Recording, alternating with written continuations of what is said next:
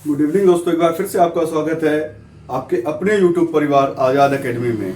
आपको हम बराबर अपडेट दे रहे हैं, आंगनवाड़ी भर्ती की भी अपडेट दे रहे हैं, अन्य भर्तियों की भी अपडेट दे रहे हैं। इसी क्रम में आज एक और जनपद का विज्ञापन जारी हुआ है। इस जनपद का नाम है जौनपुर। जौनपुर जनपद का विज्ञापन जारी हो चुका है और आंगनबाड़ी कार्यकर्त्री की वैकेंसी इसमें आई है। हालांकि पदों की संख्या कम है, लेकिन फिर भी आप इसमें ट्राई करिए, कोशिश करिए, हो सकता है आपका हो जाए। किसी देखिए 8 पद हैं, तो किसी न किसी इन 8 कैंडिडेट का तो होना ही है, तो कोशिश आप ट्राई करिए, होगा। किसी 8 कैंडिडेट का तो होना ही होना है। तो आज हम इसमें आपको पूरी जानकारी देंगे, आपको क्या क्या डॉक्यूमेंट्स चाहिए होंगे, आपको कैसे फॉर्म फिल करना है। वैकेंसी तो आपको बता ही चुकी, योग्यता क्या रहेगी, सब कुछ हम आपको A to Z आपको जानकारी देंगे। तो इन सब जानकारियों को सुनने से पहले, देखने से पहले, अगर आप हमारे चैनल पर नए हैं तो सबसे पहले आप हमारे चैनल को सब्सक्राइब कर लीजिए, बेल आइकॉन का बटन दबा दीजिए, जिससे कि हमारी वीडियो की नोटिफिकेशन आपको मिलती रहे। और साथ ही साथ अगर हमारी वीडियो अच्छी लगे तो इसे लाइक करिए, कमेंट करिए और आगे भी शेयर करिए अपने साथियों के साथ, अपने मित्रों के साथ शेयर करते रहिए, जिससे कि उन लोगों को भी इसका फायदा मिले। तो आज हम बात करेंगे आंगनवाड़ी भर्ती। देखिए, आंगनवाड़ी भर्ती के हम आपको लगातार अपडेट दे रहे हैं।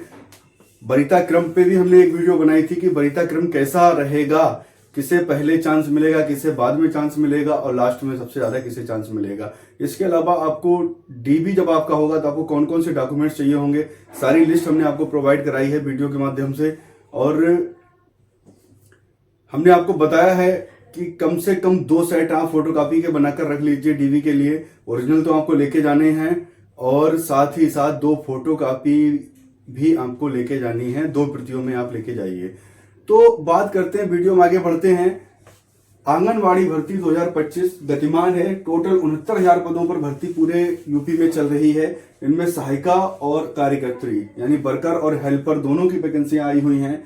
तो वर्कर की वैकेंसी अभी बराबर कुछ जिलों के विज्ञापन जारी हो रहे हैं और अभी लगभग देखा जाए तो लगभग 27-28 जनपद अभी बचे हुए हैं जिनके विज्ञापन नहीं आए हैं। बाकी हेल्पर में सारे के सारे जनपदों ने अपने आवेदन आमंत्रित करा लिए हैं और वहां आपका डीबी भी स्टार्ट हो चुका है। तो अब बात करते हैं कि जो 27-28 जिले बचे हैं उनमें तो देखिए बराबर लगातार जो है विज्ञापन जारी हो रहे हैं। तो आप इंतजार करिए। अगर आपके जनपद का विज्ञापन अभी तक जारी नहीं हुआ है तो जल्द ही होगा जारी, ठीक है। तो यही इसी क्रम में जौनपुर जनपद में विज्ञापन जारी हुआ है और जौनपुर जनपद में कुल पद बहुत कम आए हैं, इनकी संख्या मात्र 8 है। अब देखिए, जहां जितनी वैकेंसी खाली होंगी उतने ही पद आएंगे। कुछ इससे पहले हमने फिरोजाबाद वाली आपको बताई थी, फिरोजाबाद में 202 पद थे, लेकिन यहाँ उसके अपेक्षा बहुत कम पद हैं। लेकिन खैर कोई बात नहीं, कम पद हैं तब भी फार्म तो डालने ही पड़ेंगे। आप ऑफिशियल साइट पर जाइए, UPAnganwadi.com पर जाएंगे आपको इसका पूरा नोटिफिकेशन जौनपुर का मिल जाएगा। वहां से देखिए किस ब्लॉक में कितने पद हैं और आपकी ग्राम पंचायत में है या नहीं है, सब कुछ जानकारी आपको वहीं से मिल जाएगी। उसके बाद आपको देखिए अप्लाई कैसे करना है। अप्लाई करने के लिए आप वहां आंगनवाड़ी वर्कर रजिस्ट्रेशन लिखा है, वहां पे आप अपना रजिस्ट्रेशन करेंगे और रजिस्ट्रेशन करने के बाद आप उसे लॉगिन करेंगे। लॉगिन के बाद आपके जितने भी डॉक्यूमेंट्स हैं वो सब आपके अपलोड भी इसमें करने होते हैं। एंट्री फिल करेंगे, उसके बाद जो लास्ट स्टेप होगी वो आपके डॉक्यूमेंट्स अपलोड की होगी, वो आप अपलोड करिए। और इसके साथ ही साथ इसमें देखिए फीस आपकी 0 रखी गई, कोई भी फीस नहीं है। तो आप फॉर्म अप्लाई करिए, कोई दिक्कत नहीं उसमें। अगर होगा तो ठीक है, नहीं होगा तो कौन सा आपका पैसा जा रहा है इसमें। तो जनपद का नाम है जौनपुर। वैकेंसी टोटल आई है इसमें 8, ठीक है। पद कौन सा है? कार्यकर्त्री का। कार्यकर्त्री का पद है, आंगनवाड़ी कार्यकर्त्री, जिसे वर्कर बोलते हैं, ठीक है। अब इसकी अंतिम तिथि जो है वो आपकी है 9 फरवरी। 9 फरवरी 2026 इसकी लास्ट डेट है। 19 जनवरी से ये स्टार्ट हुए हैं और 9 फरवरी तक आप कभी भी भर सकते हैं। तो अभी अच्छा खासा टाइम है, ठीक है। अगर कोई डॉक्यूमेंट्स आपके पास कम है तो उसे पूरा कर लीजिए। योग्यता आपकी देखिए इंटरमीडिएट, ये न्यूनतम योग्यता है, न्यूनतम इंटरमीडिएट, और ये अधिकतम परास्नातक यानी पोस्ट ग्रेजुएशन। तो इसमें पोस्ट ग्रेजुएशन में आपका MA हो सकता है, MSc हो सकता है, इसके अलावा एमटेक वगैरह है, सब पोस्ट ग्रेजुएशन में ही आ जाते हैं। ठीक है, मास्टर डिग्री जितनी भी हैं सारी आपकी पोस्ट ग्रेजुएशन में आएंगी। और अब ये तो रह, देखिए अब इसकी मेरिट कैसे बनती है, इंटरमीडिएट के नंबर जोड़े जाते हैं, उसके बाद स्नातक के जोड़े जाते हैं, परा स्नातक के जोड़े जाते हैं, इन सबका गुणांक तीनों का मिलके बन जाएगा। अब हम बात कर रहे हैं कि अगर इंटरमीडिएट ही है केवल तो डालना चाहिए, फॉर्म आप डालिए, फॉर्म डालने का कोई खर्चा नहीं हो रहा, कोई पैसा नहीं जा रहा है। ठीक है, फॉर्म आप डालिए, बाकी आपकी किस्मत रही क्या हो रहा है इसमें क्या नहीं हो रहा है। और इसकी वरीयता क्रम जो है, मेरिट जो आपकी देखिए चयन आपका मेरिट के आधार पर, तो मेरिट के आधार पर इसका वरीयता क्रम कैसे बनता है, वरीयता क्रम बनता है सबसे पहले, हम आपको एक बार फिर से बता दे रहे हैं, हालांकि वीडियो हमने एक अलग से भी डाल रखी है। सबसे पहले बीपीएल को चांस मिलेगा, इसमें भी बीपीएल की विधवा, उसके बाद आपका तलाकशुदा या परित्यक्ता, और उसके बाद आपकी अन्य महिलाएं आएंगी बीपीएल की।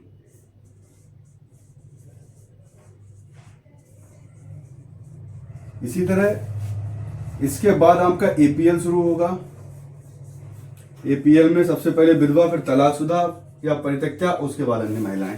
कहने का तात्पर्य ये आपका जो है वो क्रम रहेगा मेरिट बनने का। अगर बीपीएल की कोई भी विधवा है तो इतने इधर इन्होंने कितने मतलब कितने भी मेरिट हो, फॉर्म डाला हो ना डाला हो कोई फर्क नहीं, इसका सीधे सीधे सिलेक्शन हो जाएगा। अब यहां एक से अधिक अगर विधवा का फॉर्म पड़ा हुआ है तो क्या होगा, तो इनमें मेरिट बनेगी। अगर ये नहीं है तब इसमें देखा जाएगा, ये भी नहीं है तो बीपीएल की अन्य महिलाओं की मेरिट बनेगी।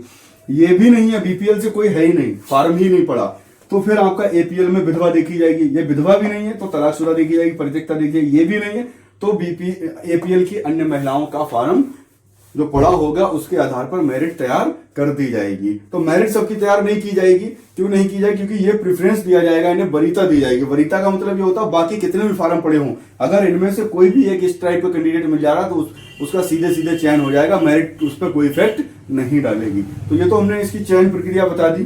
चयन प्रक्रिया ये इसकी ये रहने वाली है। अब आयु 18 से 35 वर्ष और आरक्षित वर्ग को आपकी वही 5 वर्ष की छूट मिलेगी। एससी एसटी ओबीसी 5 वर्ष की छूट मिलेगी। और इसके अलावा देखिए अब प्रमाण पत्र कौन कौन से चाहिए होंगे आपको, तो प्रमाण पत्र के लिए देखिए हाई स्कूल, ये आपका जन्म तिथि के लिए मान्य होगा। हाई स्कूल अंक पत्र और प्रमाण पत्र ये अपलोड होगा केवल जन्म तिथि मानने के लिए, इसकी मेरिट नहीं जुड़ेगी। इंटरमीडिएट आपकी मेरिट में जुड़ेगा, स्नातक भी मेरिट में जुड़ेगा, परा स्नातक भी मेरिट में जुड़ेगा।